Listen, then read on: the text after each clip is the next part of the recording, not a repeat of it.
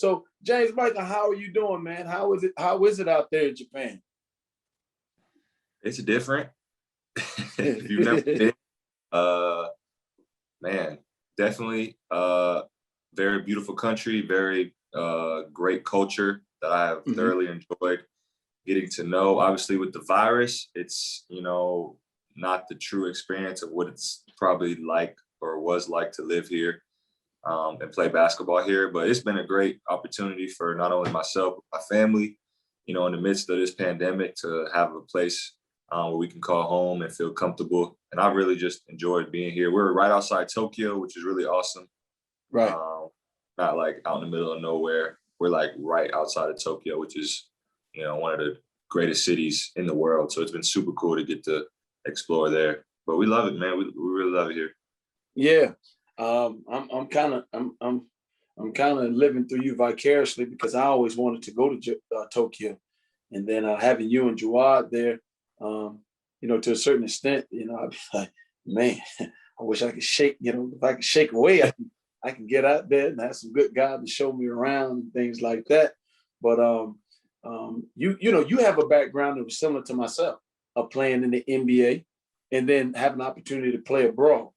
And so, in your opinion, what are the contrasts of those two things, and what do you like or maybe dislike about playing abroad? I mean, I love playing abroad. Me, I'm different, but give us your perspective on the two. I mean, obviously, I don't know any basketball player that would choose, playing overseas if it, versus playing in the NBA. I mean, I think we just have to establish that. So, I mean, it's obviously, once you kind of get over that and understand like the NBA is the best of the best. And like you said, like having an opportunity to have played in the NBA and experienced it, not just, for a 10-day call up, but for 3, almost 4 years, was truly special. So for me, being able to play overseas now has just been so awesome. I've gotten to live in Italy. I've gotten to live in Istanbul, Turkey, gotten to live in Belgrade, Serbia, and now I'm living right outside Tokyo, Japan. So I feel like I've literally been everywhere. And when you're living in those countries, you're also traveling and playing in different countries and getting to experience those cultures.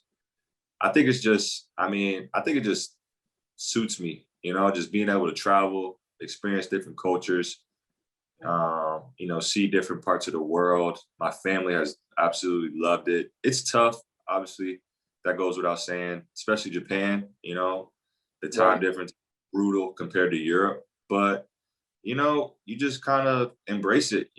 My family's over here and it's really tough with the virus. We can't have any visitors. So it's just been a real blessing, just me and my family. I got 2 young girls and just getting to love on them and watch them grow, all while experiencing a new culture. It's been great. And, the money's good, it pays the bills. So I can't complain. I'll never complain a day of my life if I get to play basketball and make money. I'm so blessed to be able to do that. Yeah. Well, going back to what you said first, you said you don't know many people that would choose one or the other. I'm gonna say I'm that anomaly.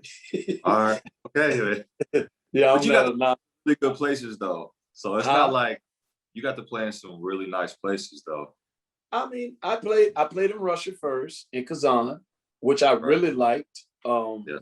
Reminded me of the same culture or element that I was raised in. You know what I Okay. mean? It was really difficult Yeah. in that regard. But I lived in Istanbul as well.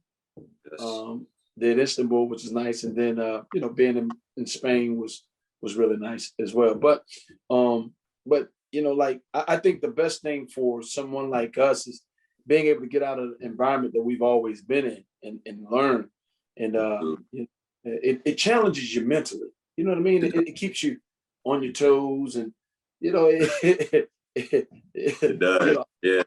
Yeah. Especially this time of year, because it's like when March rolls around, and you can see the light at the end of the tunnel. You've been over here for 5 months, and this is kind of like the home stretch. It really starts. This is the best time of year, where the season is winded up. Hopefully you get to make a playoff run, and then you just get to go home and be with your family and the memories are something that I'll never be able to forget, or I wouldn't trade for anything. Like playing in the NBA for those years was awesome, going to those cities, but those are cities that you just get used to, like being able to travel the world is something that not very, very few people get to do, let alone live there. I'm not a visitor here. Like I live here. That's right. I'm right in neighborhoods. I'm not living in the touristy areas. Like we live here. So that's an experience that you just you can't trade for anything. Can't trade. That's awesome. That's a great statement to make. And hopefully people can build and learn from your statement in that regard. But going back to memories, after 2011 McDonald's game and being the co-MVP of the 2011 McDonald's game and, committing to the University of North Carolina. Let's go back to those days. What made James Michael McAdoo commit to the University of North Carolina? I mean, I was always a Tar Heel, to be honest. I grew up in Norfolk, Virginia, but my dad he grew up 10 minutes, from Chapel Hill. Not a lot of people know that. He grew up in Eflin, which no one's ever heard of Eflin. It's just right by Burlington where the outlets are. Everybody knows the outlet. So, I mean, that's where my whole side of my dad's family is from. So I used to spend summers, Thanksgiving, all the holidays down there. So I was born a Tar Heel. I didn't like UVA. I didn't like Virginia Tech.